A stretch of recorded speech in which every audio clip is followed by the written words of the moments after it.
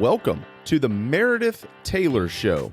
Meredith is a former Division I SEC college golfer and is now the owner of McKellar Enterprises.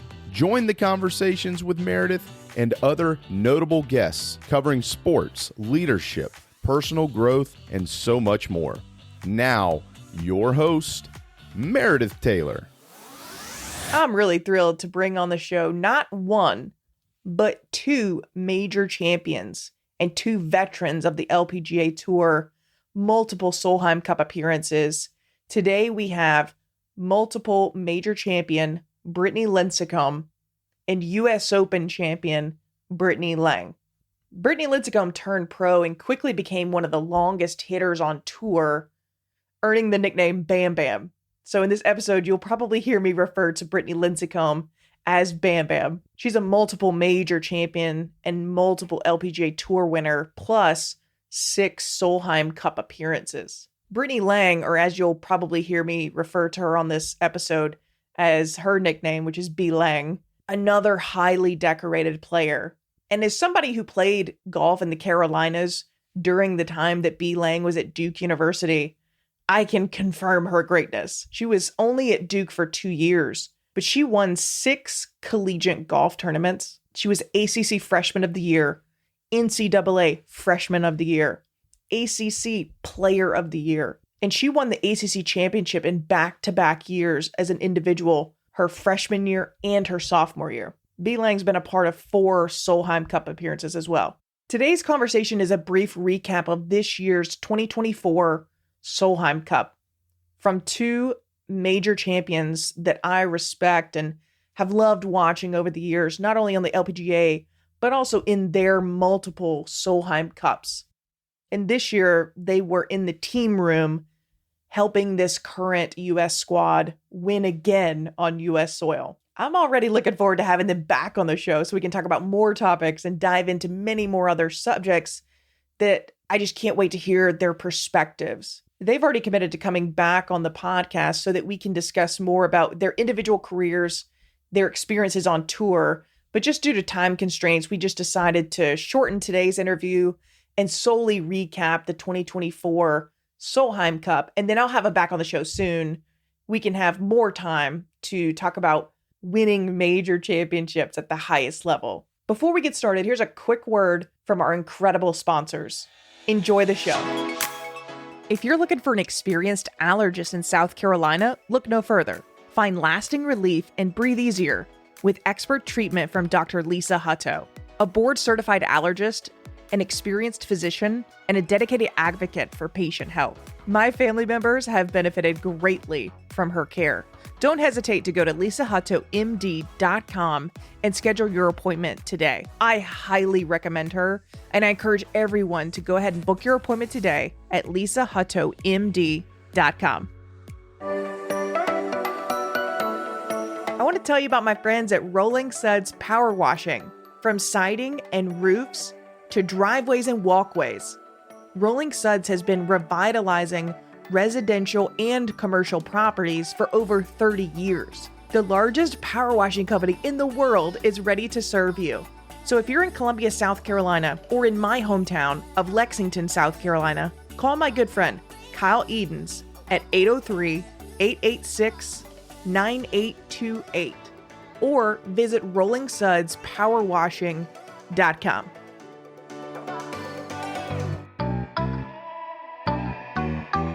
Do you want lower golf scores? There are several ways you can work with former Gamecock Meredith Taylor. If you're in the state of South Carolina, one-on-one coaching is available. Across the U.S., virtual lessons are available. You just send your golf swing in for personalized coaching. This is the most popular option. And if you're a beginner and you need to learn the fundamentals, McKellar Online Academy, the online courses to learn the basics at your own pace. Go to McKellarEnterprises.org. McKellar, McKellar Enterprises.org to book your session today and lower those golf scores.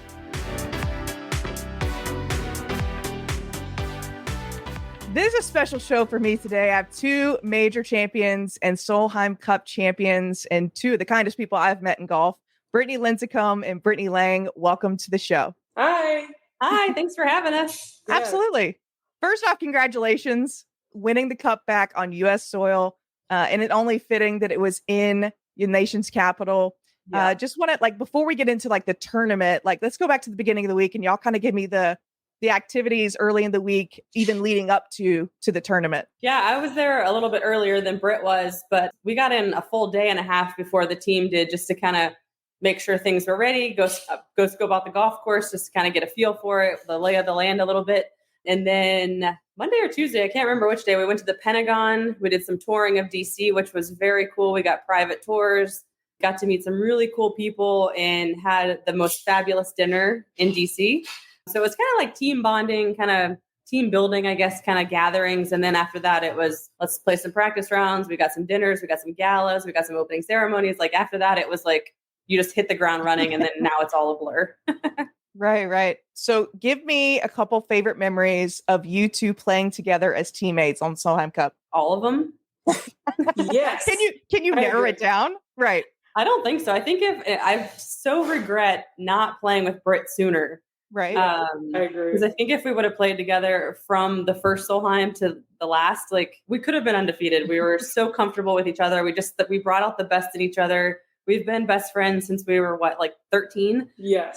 Long time. So I think we just felt so comfortable on the golf course, and our games we kind of ham and egged it really well. And just any memory with Britt on the golf course was just fun. We just had so much fun. I have a million memories playing with Britt, but the biggest one is in Iowa in 2017 when we played Mel Reed and Carlota Saganda.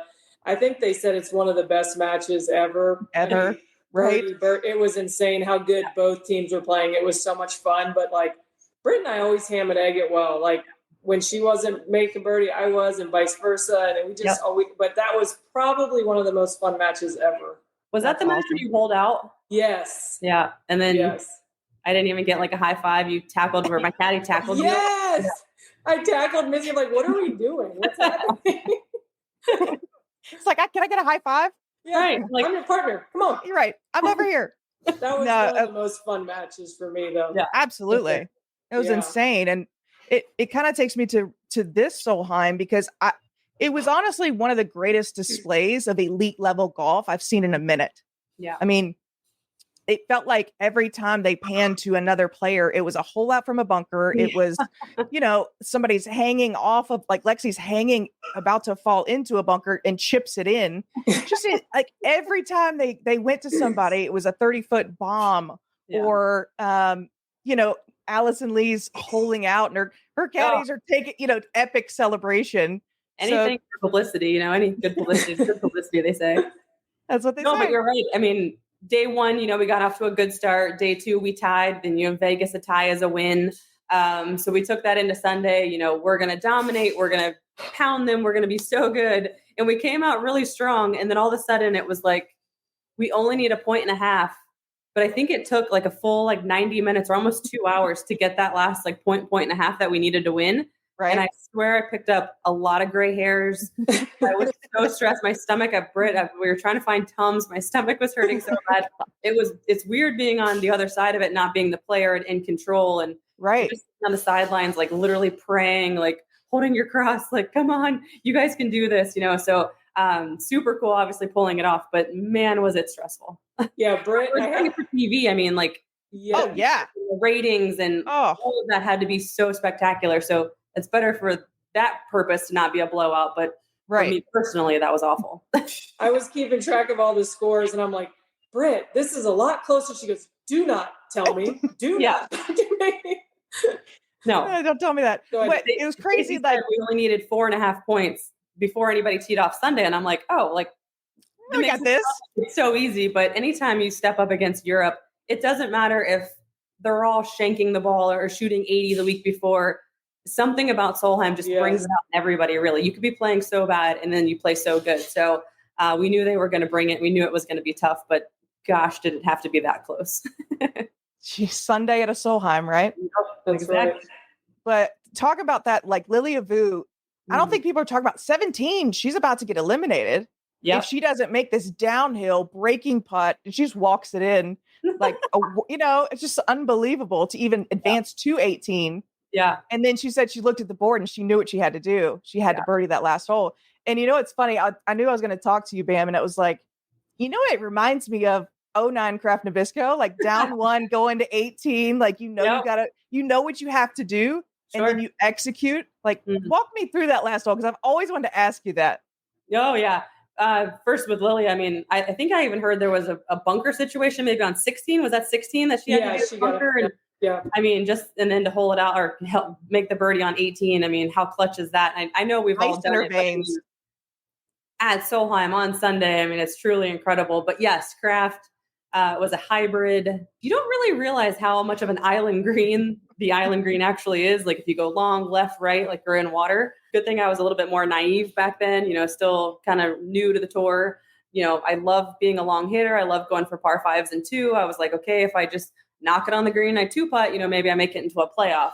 Never thinking the ball would roll to the back of the green and then roll back down to like 4 or 5 feet and have a chance to make an eagle against my best friend, which obviously was no fun, but just was obviously my time because that was a truly incredible shot. Absolutely. And B. Lang winning the U.S. Open. Is that kind of feeling you have like going into Sunday of a major Sunday at Solheim? It's just different, right? It is so different. And when you were talking about, the coverage, making 30-footers and holing out, like, I just feel like the Solheim Cup brings that out in everybody. The quality of golf is so good. Like, if we played that quality of golf throughout the year, which it's not realistic, I feel like the golf would just be so much better. Girls would be better. But something about playing for your countries, it's different, though. A Sunday of a major, even if it's just a different vibe. I don't know what it is, but playing for your country and being a team, it's very special. Yeah, we've never had we were never in the Olympics until recently. So Solheim to us was always our Olympics. So exactly, if I miss a 3-footer for birdie, I'm just costing myself money. If you miss a 3-footer at Solheim, the whole world and your 11 other teammates plus your captains are all like, oh my gosh, so way more pressure, I think, than a regular major. 100% agree. And then how much fun was it to be a part of this team again? Obviously not as a player, but like being behind the scenes. Is it more like pep talks? Is it they're coming to you for advice? Or I think I dislocated my shoulder at one point just because I was cheering so hard one day. I had to get physical therapy on it one day, I think on Sunday. I think it was cool to have, I felt like the band was back together with Britt being my kart driver, Morgan, Paula, Angela, Stacy. Like a couple of us have all been friends since I think we've been friends with Morgan since we were 12 or she was 12. Oh, wow. And Paula probably around that same 13, 14. So we all played junior golf together. We've all grown up together.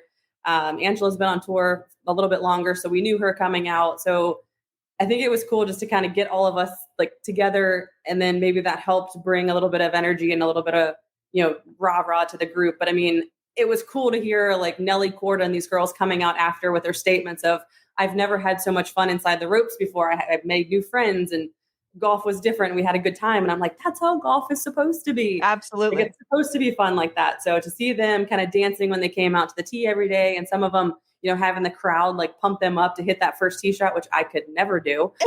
That ball would be like 3 counties left.